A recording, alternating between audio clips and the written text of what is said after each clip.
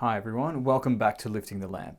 In this episode we're going to be talking about reincarnation and rebirth. What are reincarnation and rebirth?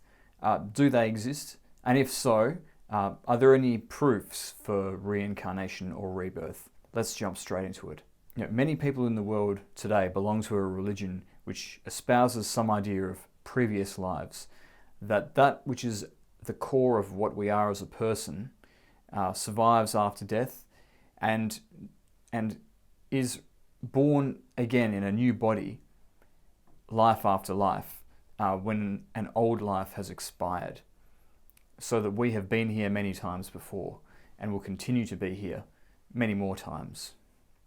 This is often referred to as reincarnation or rebirth.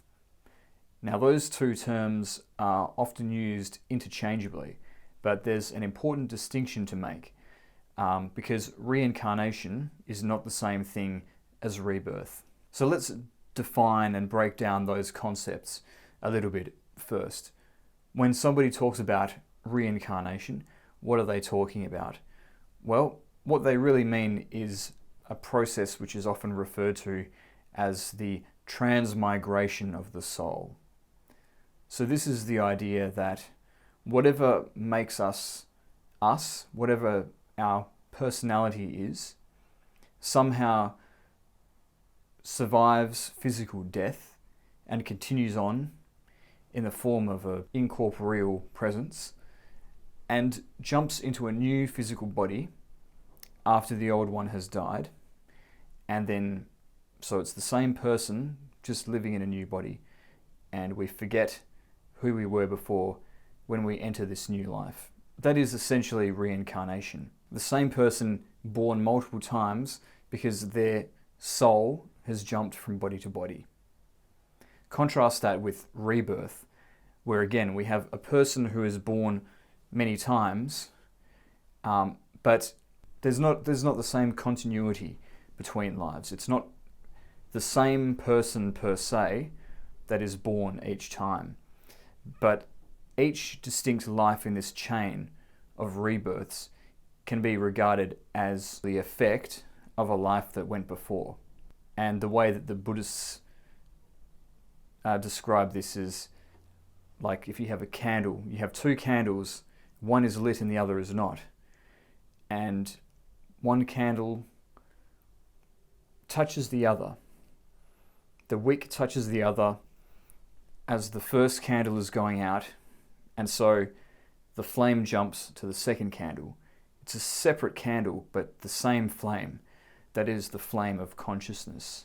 And there's a causal link linking the lighting of one candle to the lighting of another. So that's, roughly speaking, the difference between reincarnation and rebirth. One can be understood as being with a soul, one can be understood as being without a soul as such. In terms of who prescribes to what idea of previous existences, it's usually common to see in Hindu schools of thought an adherence to the idea of reincarnation. It's much more common to see the Buddhist schools of thought putting forward the concept of rebirth, because of course it's a much more core teaching of Buddhism that the personality is illusory. And so why would something which is of the temporary illusory world survive beyond the life of a person? And there's no soul as such which survives life, because the total number of souls in the universe is one. There's one Buddha nature, there's one Buddhata shared by all beings. And any division of that isn't possible because it's pure spirit. So with the idea of reincarnation, it's got much more of a paranormal side to it. It's much more of a leap of faith to believe in reincarnation than it is to believe in rebirth, because to believe in reincarnation you need to believe in this paranormal phenomenon of the soul, the incorporeal presence or incorporeal being which can exist outside of a physical body. Whereas rebirth is much more compatible with a strictly rationalist worldview. In fact, if you look at the way that we exist in this world, the inescapable conclusion is that we are going through some kind of process of rebirth. Let me demonstrate what I mean. We have a human body which is comprised of cells which are constantly dying and being replenished. And after 7 years of this process, all of the cells of our body will be different to the ones that we had 7 years ago. We will be, in effect, a different person, but it is the same consciousness which has been retained from body to body. That is a form of rebirth.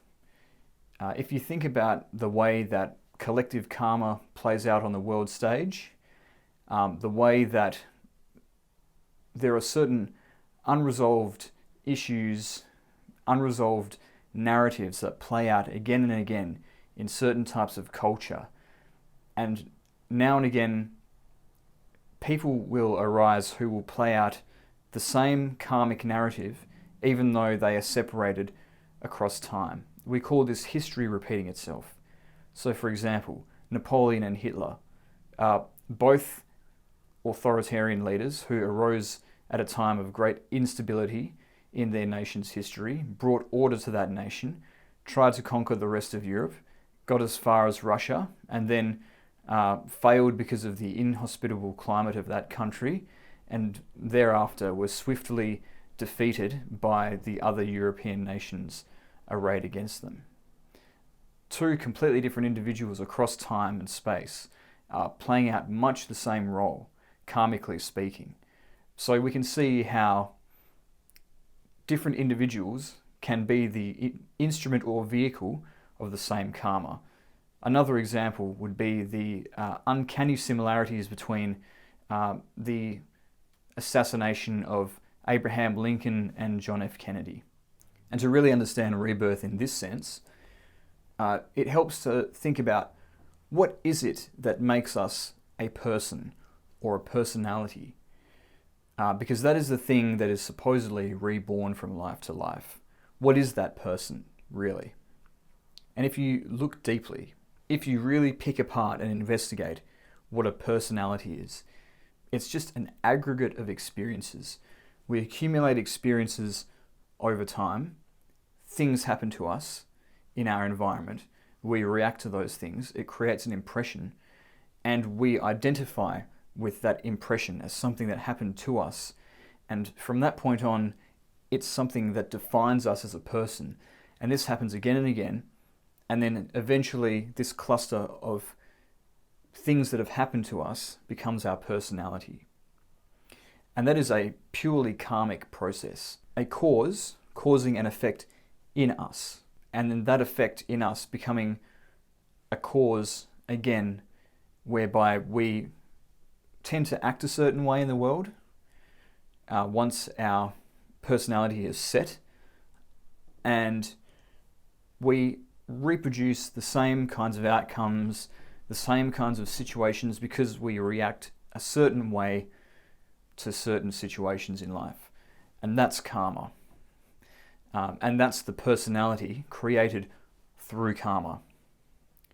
Now, when we die, the karma that we have accumulated doesn't die with us, because everything that we do in life as a result of our personality will have flow-on effects in the rest of the world. There will be some way that other people or society at large has been affected by the way that we have behaved in the world. And so karma survives long after us. And so inevitably, somebody will one day be born who will take that karma on themselves and have to process the same karma, even as we ourselves had to process the karma of others who came before us. Because of course, we are the product mostly of our social conditioning, of things that happen to us or don't happen to us because of the way that our society is set up. And that is, of course, the byproduct of the way people behaved in the past. So it is a byproduct of their karma and how they influence the world based on their personality. So when you understand karma, it's inevitable that some kind of rebirth must be necessary to resolve karma. You might not believe in a soul as such, but some part of us does live on when we die, and somebody, for better or worse, will have to bear the consequences of that. I mean, a large part of my audience is in America, and if you look at the way that politics is divided in terms of racial problems and gender-based problems, all of that sort of thing is a result of the generation alive today having to bear the karma that was created by the generations that went before. The whole climate change issue is another example of that. So we have to understand karma, and we have to understand rebirth and or reincarnation. And as karma must inevitably repeat itself, and the same karmic cycles within a society, within families, etc., continue to repeat themselves. And you think about the countless billions of people that live on the earth and have lived on the earth.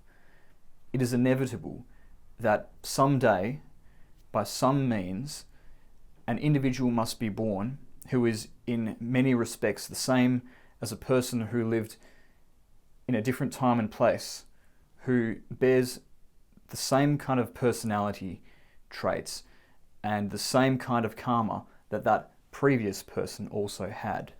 And in that sense, we can understand a rebirth. I think that I've demonstrated pretty clearly that we can appreciate that rebirth occurs in some respect, whatever that may be. But what about reincarnation specifically? This idea that the way that a person passes from one life and arises in the next is through the medium of this soul. Something that is constant about the personality that endures beyond death and into the next life. What would we be looking for something that proves that something like reincarnation exists? Well, some of the proofs that people produce when they're talking about reincarnation in favor of it existing is, for example, people who have natural talents or a natural inclination towards a thing, sometimes without any influence from their family or friends.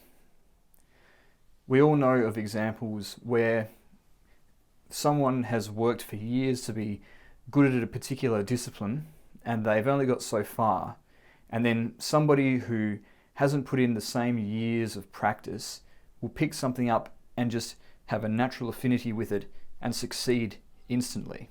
We all know that person who is naturally good at a thing without really having to try, often much to the jealousy of their peers. And by the proponents of the theory of reincarnation, this can be seen as a proof that the reason why that particular person is naturally good at something when they haven't got the experience to explain it is that they built up that experience in a previous lifetime, which has now been carried over into the next. And this gets used to explain why certain people are really good at art or music.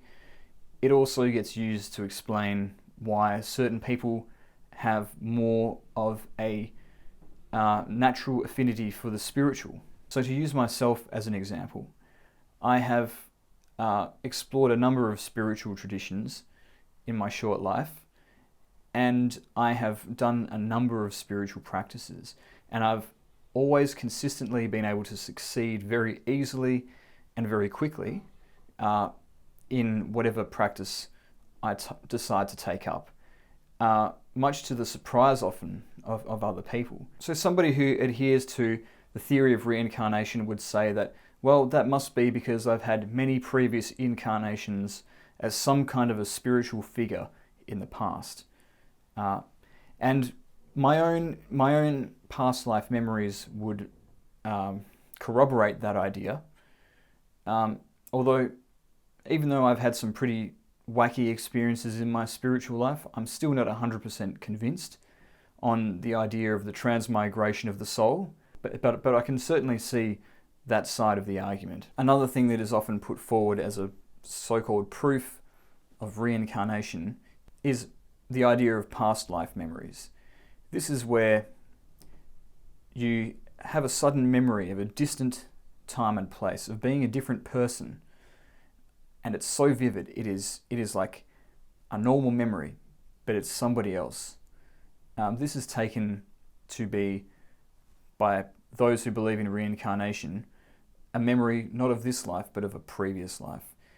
And there have been cases that I've seen, allegedly, little girls remembering being in a ship that sunk, and then being able to name people, or little boys who were in the war, who said they were in World War One and were able to tell people's names and so forth.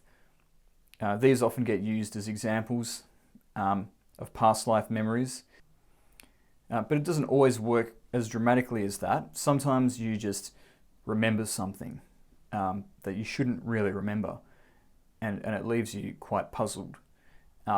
I had my own experience of a very vivid past life memory when I was 13. I will link that video in the description below if you're interested, where I basically just randomly remembered that I was part of a mystery school in pre-dynastic Egypt. There was a society that existed in Egypt before the pharaohs, and I was a part of that society, and much to my astonishment, I was able to remember an event that occurred in that life. It was the memory of a real experience, not a dream or a fantasy or anything like that. However, there is an argument that past life memories aren't really reliable. There is such a thing as false memories. The most clear example of false memories popping up is in the satanic panic of the 1990s, the early 1990s. You had a bunch of Christians who were convinced that they were being targeted by satanic cults for all kinds of unspeakable rituals as children, or their children were being targeted by these cults. And so people went to hypnotherapists to discover what really happened to them, and the hypnotherapists put them into a hypnotic state and made suggestions to them. What was it like to be part of that ritual? Can you tell me about the sacrifice that occurred? Things like that. And actually, because they gave those suggestions to people in a very receptive state, the mind then crafted an artificial memory to make that suggestion into something real that actually happened to them. And this happened all across the US and convinced people that there was some kind of satanic conspiracy. It was all a load of rubbish, but this demonstrates the ability for the mind to create false memories. Are past life memories just false memories? Something that the mind made up? Well, maybe, but if we're not having some thought suggested by an outside person, if it's something that arises naturally and spontaneously in our own consciousness, it's still worth paying attention to that, because our subconscious mind or our unconscious mind, by producing this memory, is trying to show us something about ourselves, something deep, about the kinds of karmic connections we have with other people across time, with the world or the society that we live in, and the kind of karma that we might be carrying, which might not necessarily be of our own making, which we need to process in order to become free from karma. So, whatever the true nature of these past life memories is, it's still necessary to work through them. Another aspect of this idea of reincarnation, or indeed rebirth, is that we can be born in our next life in another plane of existence. And the Buddhists had 31 different realms of existence that a person, or a consciousness, whatever you want to call it, could be born into. There was the human realm, the animal realm, the godly realms, the realm of the asuras, the hungry ghost realm, some more unpleasant realms, which you might call hell realms, although they're not exactly the same as hell because you're not stuck there for eternity. Through meritorious action you can ascend again, but they're still not very pleasant, and they're still very separated from the unity of the ultimate reality. But that's something I can discuss in another video. It's a topic all in itself. But I think there is certainly some benefit in having a basic understanding of, at the very least, the concept of rebirth, because it helps us to understand that our responsibility for our actions in this life don't just concern us as an individual. We are responsible for other people in our lives. We are responsible for the world that we live in, and our actions will have consequences, whether or not we live to see those immediate consequences unfold. So to live mindfully and to live in alignment with higher divine principles, it's useful to entertain the concept of rebirth, to think about how the consequences of our actions could extend beyond us, and whether what we're putting out into the world is going to make the world a better place or a worse place. And it also helps us to understand the things that influence us, having the humility to realize that so much of what we are is not our own choice. It's something that we were conditioned into. Because ultimately, the goal of spiritual liberation involves a break with all of our karma, a resolution of all of our karma, so that we can return once again to the unified nature from which we have descended, which is the infinite divine. Because ultimately, whatever it is that is being reborn from life to life, that isn't really us anyway. Because what we truly are is the divine essence within. That is what we all truly are. And the point of the path is to escape the cycle of incarnation and discover that we are that and live accordingly. So that is the note that I would like to finish on in this presentation on reincarnation and rebirth. I hope you found that useful. Thank you for listening to me once again. Leave any comments down below that you may have. Don't forget to hit that subscribe button to support what I'm doing on this channel. Happy New Year, everybody. And I hope you had a good festive season, whatever you celebrate, Christmas, Hanukkah, Saturnalia, whatever. All the best, and I'll see you next time.